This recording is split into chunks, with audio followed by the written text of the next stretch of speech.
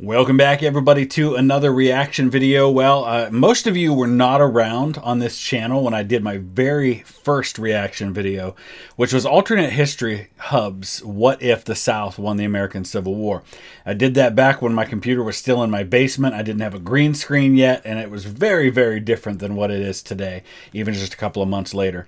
Had a couple hundred subscribers then. We've got nearly 50,000 now, so I thought I would dive back into some more of their content.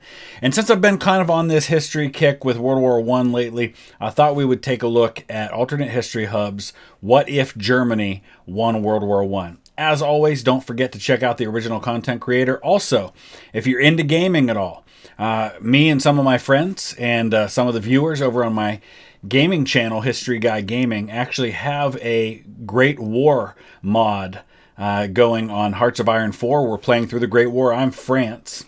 And we just finished our second episode this morning, so there's a link in the description that'll take you over to my gaming channel if you want to check that out, if you're into that sort of thing. And don't forget to subscribe while you're there. But let's go ahead and dive into What If Germany Won World War.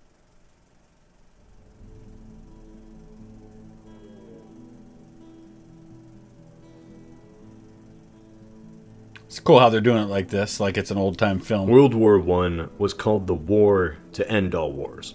Europe was now at a new age, a crisis, where tradition and the modern day were increasingly at odds. Industrialization progressed faster than the mentality did.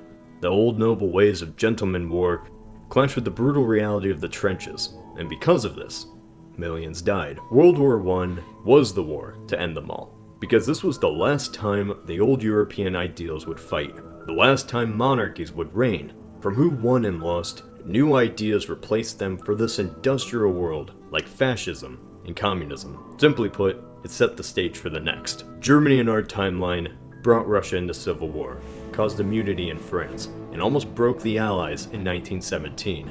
Before you know, America. It was just by bad decisions that we saw a 20th century of American ascendance, when it easily could have become the German century. That's absolutely true. I mean, I can't disagree with any of that. The war could have gone very, very differently, and there were a few times when the Central Powers had a real chance to break things.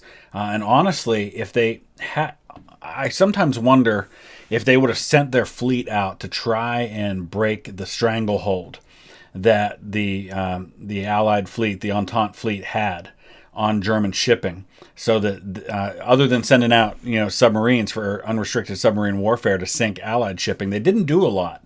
And at the very end of the war, with just a few weeks left, they finally gave the go-ahead to send their main fleet out for a big showdown with the British High Seas Fleet, but it never happened. If they'd done that earlier and maybe opened up their economy a little bit, they might have had a chance, but their home front was just devastated. So I'll be curious to see what he says about all that. Only question is, what would this look like? What if in an alternate timeline, Germany and the Central Powers won World War I? Let's go back to 1914 with the assassination of Austrian royalty Franz Ferdinand. Ferdinand was dead by the hands of a Serb nationalist, and the dominoes began to fall into place. Treaties certainly forced a lot of countries to declare war for their allies. There is one military decision that Germany made that almost certainly lost them the entire war. Belgium. Invading Belgium. Yep. France had built up their military border in anticipation for a German attack. Germany, however, had a plan, the Schlieffen Plan. Bypassed the French defenses on the border by invading through Belgium, which was undefended. And they did actually ask Belgium's permission to do this so that they wouldn't actually go to war with Belgium, because the issue here was that while France was tied to Russia, which was tied to Serbia, there was no guarantee that the Brits were going to jump in on this war. The only guarantee that they would jump in was to attack Belgium. And Germany calculated that risk and decided it was worth it if they could quickly take France out of the war before the Brits could send a bunch of troops over. Well, it didn't happen that way. By going around this meat grinder, the Germans would have easy access to Paris. Well, that's not so bad. Belgium's tiny. They can't defend themselves. But Germany ignored that Belgium had one key friend, the British. And the British had one single condition that it stressed shouldn't be violated. Don't violate Belgian neutrality. Germany, in a Prussian fashion, believed more in military action than diplomatic consequences, and marched anyway. It was this single act that brought on the wrath of the British Empire, redefining the absolute scale this war would be fought on.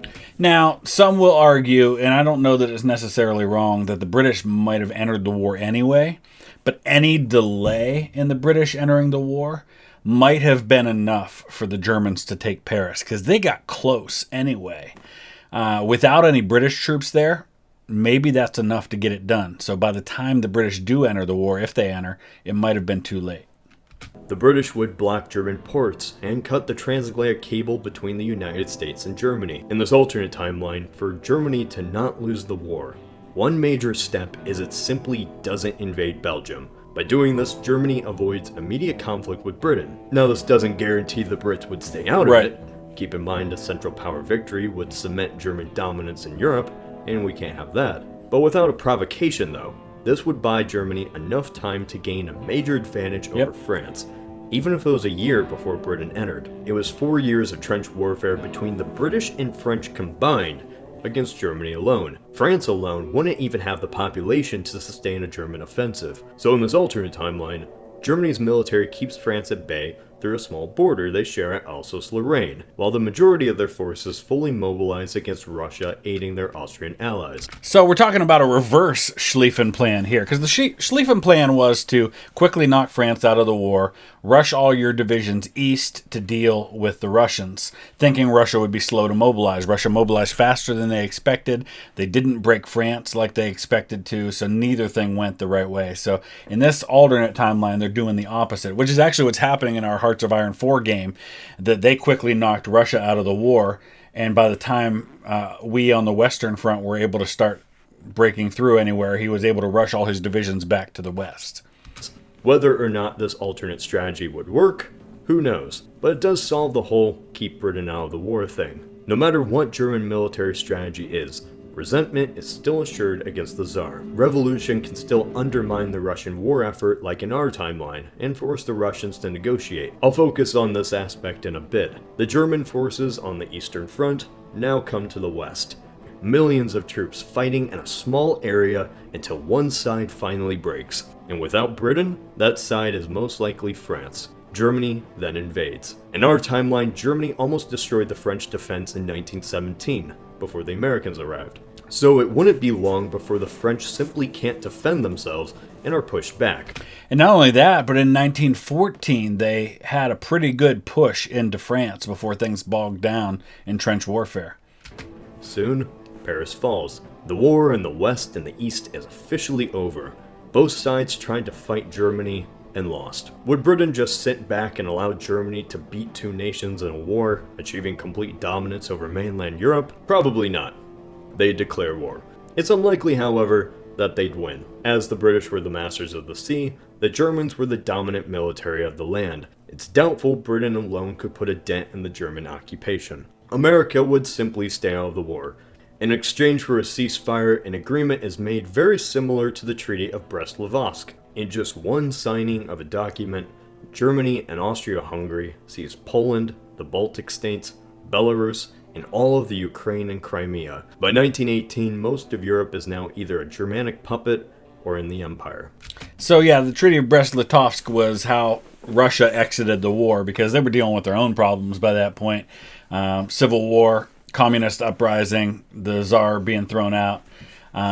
But at the same time, the one thing I would wonder about that is if Germany's at war with the UK, even with the UK not having a land force that could take on Germany, they could still do the naval blockade, which they did, which would definitely have seriously harmed Germany. But maybe without the issues to have to fight a land war in France, maybe they can sustain that blockade. I don't know.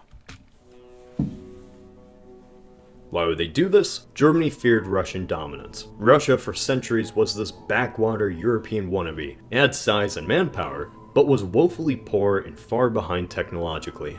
In the last few decades, something changed. It began industrializing rapidly, and if Russia fully industrialized, there was no defeating them. By seizing their valuable lands, diplomatically by military agreement, Germany legally can neuter the Russian state. A quarter of their population, now German. Most of their coal, now German, but this is just the beginning. If there's one thing Slavs don't like, it's being invaded and occupied. So the 2 million German troops in the east now face a guerrilla war against insurgents, including ones funded by the Soviets. France is blamed for putting the worst of the reparations on Germany, but it's not like Germany would be so kind if they were in the same position. In fact, Germany wasn't kind in the same position, and we've talked about this in some of the other videos. What happened in the Treaty of Versailles and this horribly oppressive reparations that were put on Germany was a retaliation for what Germany had put on France after the Franco-Prussian or Franco-German War, which in turn was a response to what France had done to the Germans during the Napoleonic Wars. So it kind of just goes back and forth.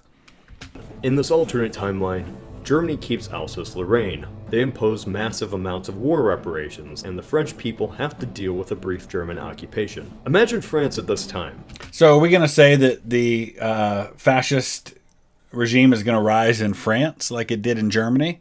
That's an interesting thing, and that's probably the direction I'd go, or maybe socialist in France. They had lost 2 wars now to the new German Empire, basically powerless to stop a state that was practically brand new. It's not hard to imagine elements of French society would be resentful against the Germans. Does this mean we'll have an alternate French Hitler? Probably not. Even if France actually did have a French Hitler, they just don't have the population to win a war. World War I was defining for one reason. It set the stage for who the winners and losers would be in the 20th century. Not just in terms of borders, but ideology. Old European aristocratic ways died with the Kaiser and the Austrian Emperor. Don't think Germany and Austria expand monarchies to France or make the king a new power in Britain, but they do send a message that old European aristocracy and nobility is still relevant.